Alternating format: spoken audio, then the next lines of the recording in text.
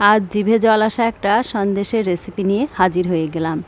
ঘরে থাকা অল্প কিছু উপকরণ দিয়ে এত সুস্বাদু একটা সন্দেশ বানানো যায়, না খেলে কিন্তু বিশ্বাসই হবে না। বাজারের কেনা সন্দেশের চাইতে কোনো অংশেই কম নয়।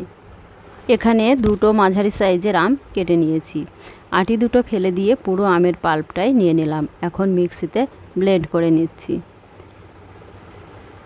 এদিকে একটা প্যানে 1/2 লিটার গরুর দুধ নিয়ে নিয়েছি। হালকা গরম দুধের সাথে একটু গুঁড়ো দুধ মিশিয়ে নেব। আমুলের ছোট প্যাকেটগুলো দুটো নিয়েছি। এখন একটা মিশিয়ে নিলাম আর একটা পরে ইউজ করব। লো টু মিডিয়াম হিটে গুঁড়ো দুধটা নাড়াচাড়া করে মিশিয়ে নিতে হবে। তারপর হিটটা মিডিয়াম করে দুধটা ফুটিয়ে নিতে হবে আর মাঝে মাঝে নাড়াচাড়া করে নিতে হবে। গুঁড়ো দুধের পরিবর্তে এখানে পুরোটাই গরুর দুধ কিংবা প্যাকেট দুধ দিয়েও সন্দেশটা বানাতে পারেন। সেক্ষেত্রে কিন্তু সময়টা বেশি লাগে। দুধটা জাল দিয়ে ঘন করতে বেশ অনেকটা সময় লেগে যায়, কিন্তু গুঁড়ো দুধ মেশানোর ফলে খুব তাড়াতাড়ি ঘন হয়ে যায়। দুধটা জাল দিয়ে অনেকটা ঘন হয়ে গেছে। এখন দিয়ে দেব কনডেন্স মিল্ক। সন্দেশটা আজ পুরোটাই কনডেন্স মিল্ক দিয়ে বানাবো, চিনি ব্যবহার করছি না।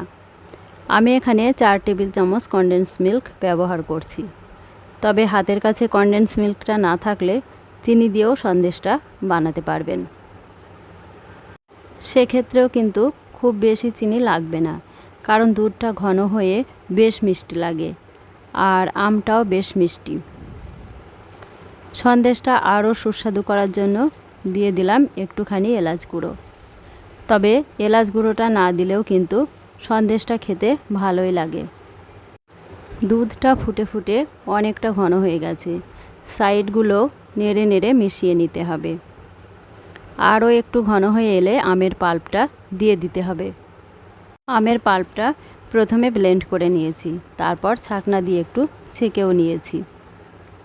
আর দুধটা দেখুন ঘন হয়ে খোয়া ক্ষীরের মতো লাগছে। এখন আমের পাল্পটা অল্প অল্প করে দুধের সাথে মিশিয়ে নিচ্ছি।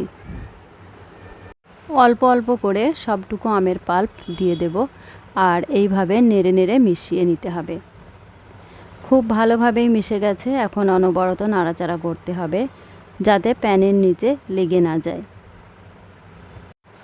এই সন্দেশ বানানোর জন্য আমগুলো কিন্তু ভালো দেখে বাছাই করে নিতে হবে। আমগুলো যেন সুস্বাদু হয়। বেশি করে আম দিয়ে সন্দেশ বানিয়ে রেখে দেবেন। বাড়িতে অতিথি এলে বা নিজেরাই রোজ রোজ কিন্তু খেতে মন চাইবে।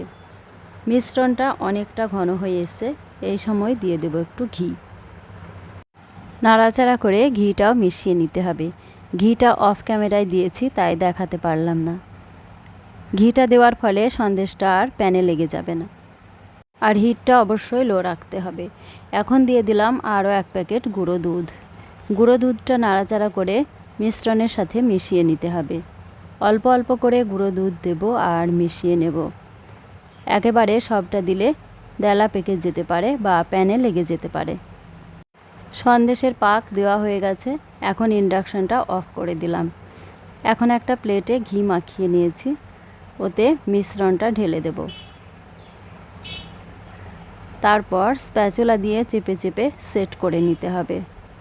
সন্দেশটা গরম থাকতে থাকতেই সমান করে নিতে হবে।